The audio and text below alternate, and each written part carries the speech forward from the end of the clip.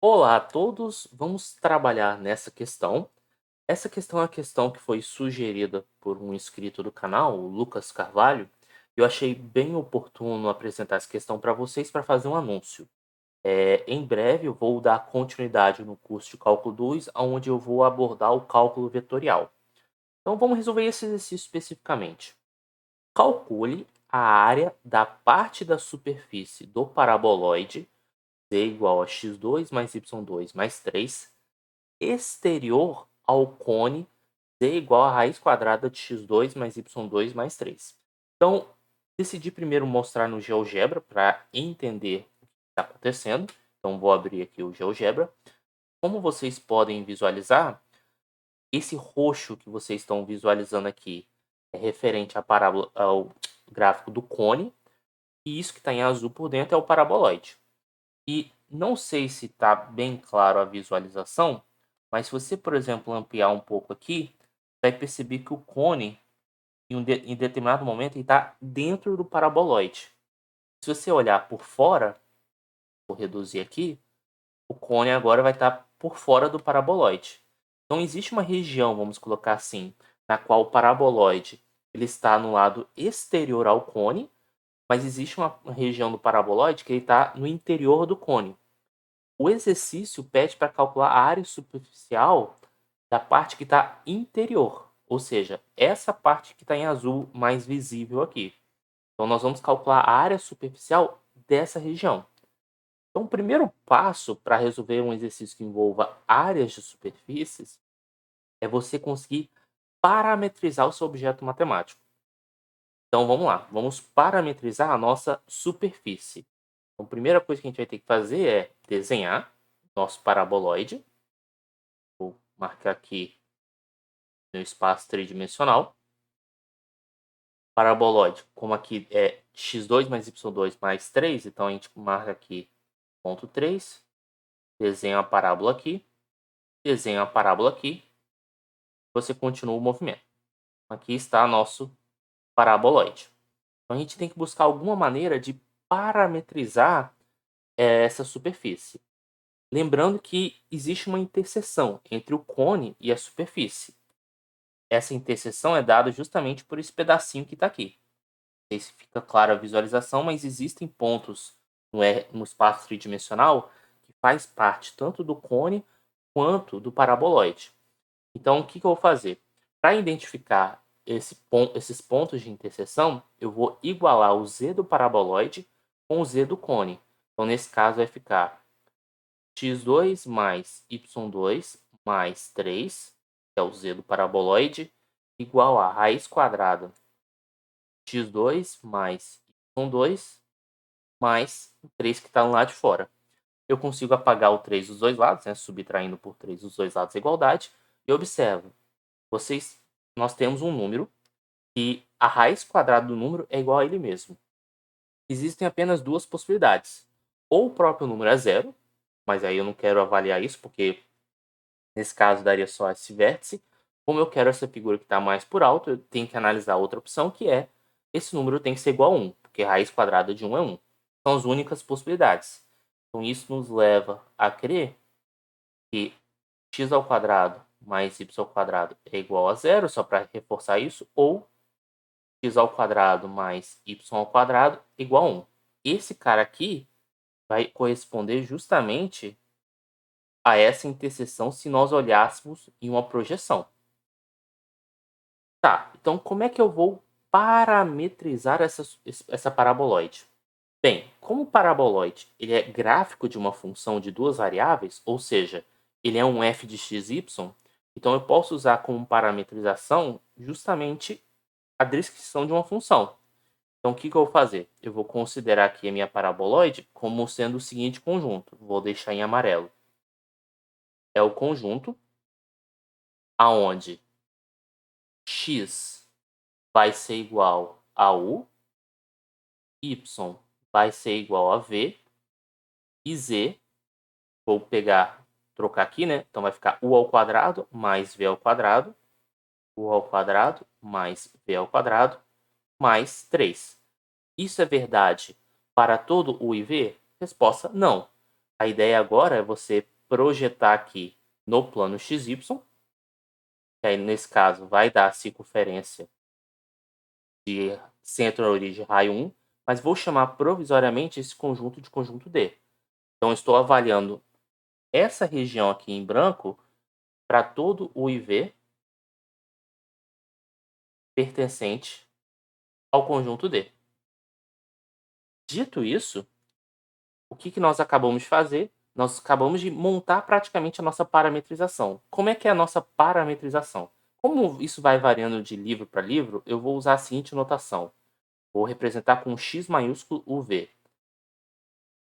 Então, a nossa parametrização é x igual a u, y igual a v e z igual a u2 mais v2 mais 3, sendo u e v elementos de D. Agora, nós vamos para a fórmula da área da superfície. Porque agora, o que a gente fez até então? A gente só parametrizou essa região que está em branco aqui. A gente só descreveu ele. Agora a gente vai calcular a área dessa região. Para isso, nós devemos lembrar da fórmula.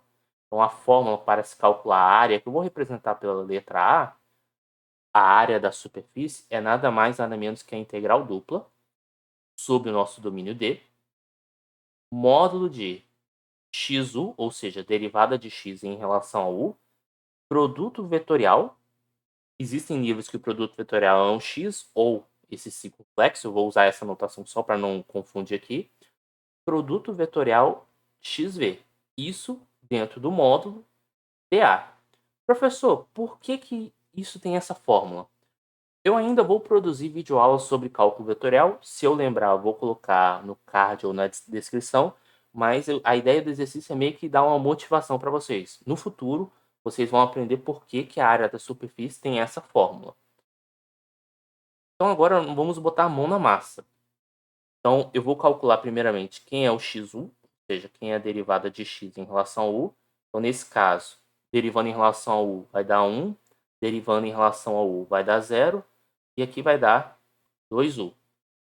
Agora eu vou derivar x em relação a v.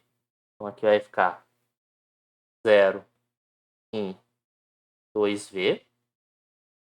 Agora eu vou calcular o produto vetorial. Então eu vou calcular o xu vetorial xv. Como é que é o produto vetorial mesmo? A gente coloca IJK, as coordenadas do xu primeiro, as coordenadas do xv em segundo, e a gente calcula essa espécie de determinante. Indo um pouco mais direto, no cálculo determinante, quem tiver acompanhado por I vai estar na primeira coordenada. E aí, na hora de fazer a conta, aqui vai dar o quê? 0 menos 2u. Então, a primeira coordenada vai ser menos 2u. Aqui eu estou indo um pouco mais direto. Na coordenada J, aqui daria 2v, né? Então, 2v, como você está na segunda coluna, você troca o sinal, então vai ficar menos 2v. E a terceira coordenada vai dar 1. Então, nós temos xu vetorial xv sendo esse vetor. Como eu quero calcular o módulo do produto vetorial, então eu quero calcular o módulo do vetor, que é nada mais, nada menos que raiz quadrada da soma das coordenadas ao quadrado. Então, nesse caso, vai ficar 4u2 mais 4v2 mais 1. Eu vou colocar o 4 em evidência aqui para simplificar a nossa conversa. Então, ao colocar o 4 em evidência, aqui vai ficar 4u2 mais v2. Fica mais limpo na hora de trabalhar as contas. Então, vou pegar essa informação aqui, Ctrl C, Ctrl V, e vou substituir pelo que eu já tenho. Então, essa área aqui vai ser integral dupla no domínio D.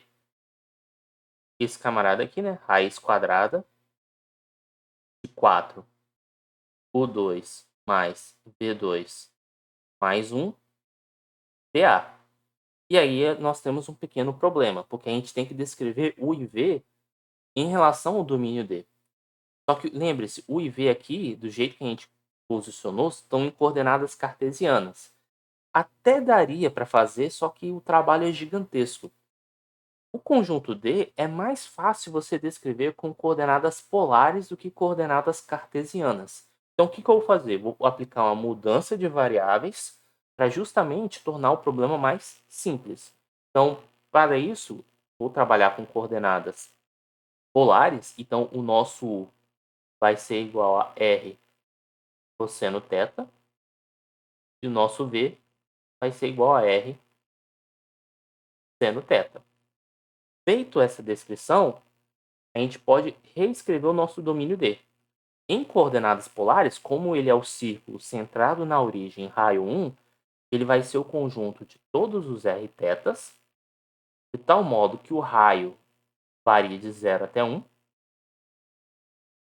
e o θ varia de 0 a 2π. Então, feito essa descrição, nós vamos desenvolver a conta. Então, aqui vai ser integral de 0 a 2π, integral de 0 até 1. Aqui tanto faz a ordem, porque como uma variável não está dependendo da outra, está tranquilo. Aqui vai ficar raiz quadrada de 4u2 mais v2. Só que o 2 mais v2 vai dar o quê? R2 cosseno ao quadrado, R2 seno ao quadrado, vai dar R2. Então, isso aqui vai ser 4R2 mais 1. E o dA, ele é o elemento de área. Como a gente está escrevendo em coordenadas polares, ele vai ser ou R dr dθ ou R dθ dr. Como quem está variando de 0 até 1 é o R, então aqui vai ficar R, aí dr por conta disso. Quem varia de 0 a 2π é o dθ. Então vamos lá, vamos dar uma arranjada aqui na conta, porque observe que essa parcela aqui, essa parcela que eu estou destacando em azul aqui, não tem θ. Então isso aqui vai dar um número, eu posso jogar para fora da integração. Isso aqui vai ficar integral de 0 até 1. Esse R, só vou passar para frente aqui da raiz, vai ficar R, raiz quadrada, 4R2 mais 1, vezes, aqui é dr, né? dr, vezes integral de 0 a 2π, não tem nada mais, né? Então é 1 dθ. Então, vou pegar essa informação aqui, vou copiar, colar aqui embaixo, só para poder facilitar aqui a nossa conta. Observe que isso aqui vai dar exatamente 2π. Então, eu já vou substituir essa informação aqui por 2π. Então, já vou botar até o 2π para fora da integral aqui, para ficar mais evidente. E agora, nós estamos com um problema de cálculo 1. E qual é a estratégia aqui? É usarmos a mudança de variáveis. Vou pegar todo mundo que está dentro da raiz quadrada, então, nesse caso, 4R2 mais 1, eu vou chamar de W. Se isso acontece, derivando aqui, vai dar 8R dr igual a dW. Mais ainda, como aqui eu vou fazer uma mudança de variáveis, então eu vou ter que substituir o limite de integração. Então, se R é igual a 0, então, aí eu volto aqui, troco R por 0, W é igual a 1. Se R for igual a 1, então, volta aqui, W é igual a 5. Vou sair da frente aqui. W igual a 5. Vamos lá. Então, aqui vai ficar 2π vezes integral de 1 até 5. 1 até 5. R dr, nosso R dr é igual a dW sobre 8. Então, já vou deixar o 1 sobre 8 aqui. O dW eu vou colocar no fim. Vou só mudar a cor aqui para branca, né? 1 sobre 8. dW aqui no fim. E aqui fica raiz quadrada de W. Já vou aproveitar e esse 1 sobre 8 vou colocar para fora. Então, aqui vou deixar sobre 8 aqui. Também vou aproveitar e dividir por 2 em cima e embaixo, a ponto que isso aqui fique π sobre 4. Mais fácil na hora de desenvolver as contas. Então, aqui vai ficar igual a π sobre 4, raiz quadrada de W. Raiz quadrada de W é a mesma coisa que W elevado a 1 sobre 2. Então, a gente pode usar a regra da potência, e aí na hora de calcular a integral vai ficar w elevado a 1 sobre 2 mais 1 sobre 1 sobre 2 mais 1, que é 3 meios. Já vou colocar aqui direto, 3 meios. E aí 3 meios aqui, como aqui é uma fração, inverte, então aqui vai ficar 2 terços. Então a integral de raiz de w é 2w sobre 3 elevado a 3 sobre 2 na variação de 1 até 5. Então, continuando a desenvolver a conta, então aqui esse 2 com esse 4 eu simplifico, e aí aqui vai ficar 2. Esse 3 e esse 2 eu posso até jogar para cá multiplicando, então aqui vai ficar 6. Eu agrupo aqui. E aí o que eu faço? Π sobre 6 vezes. Vamos lá. Troco o w por 5. 5 elevado a 3 meios. Menos. Troco o w por 1. 1 elevado a 3 meios. Então, vou apagar aqui para podermos concluir a nossa conta. 5 elevado a 3 meios é a mesma coisa que o quê? Aqui raiz quadrada de 5 ao cubo. Esse 3 aqui vem para cá. Só que isso aqui é a mesma coisa que raiz quadrada de 5 vezes 5 ao quadrado. Vezes 5 ao quadrado. Que é a mesma coisa que raiz de 5 vezes raiz de 5 ao quadrado. Que é a mesma coisa que raiz de 5 vezes 5. Então, aqui eu posso substituir por 5 raiz de 5. 5 raiz de 5. E 1 elevado a 3 meios. Trocar o 5 por 1, percebe-se rapidamente isso que vai dar 1. Portanto, o que isso está implicando? Que a área da nossa superfície vai ser igual a π vezes 5 raiz de 5 menos 1 sobre 6. A resposta do exercício é esse aqui.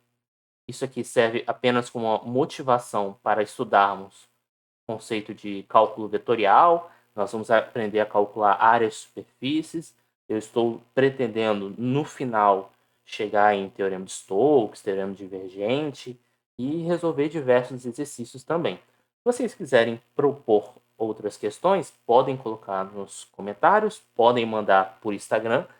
Vale ressaltar que eu vou demorar um pouquinho para a entrega, mas as sugestões são bem-vindas. Então, na medida do possível, eu vou ajudá-los. Só que o objetivo principal é que vocês consigam aprender esses conceitos. Então, me coloca à disposição para tirar dúvida e até a próxima.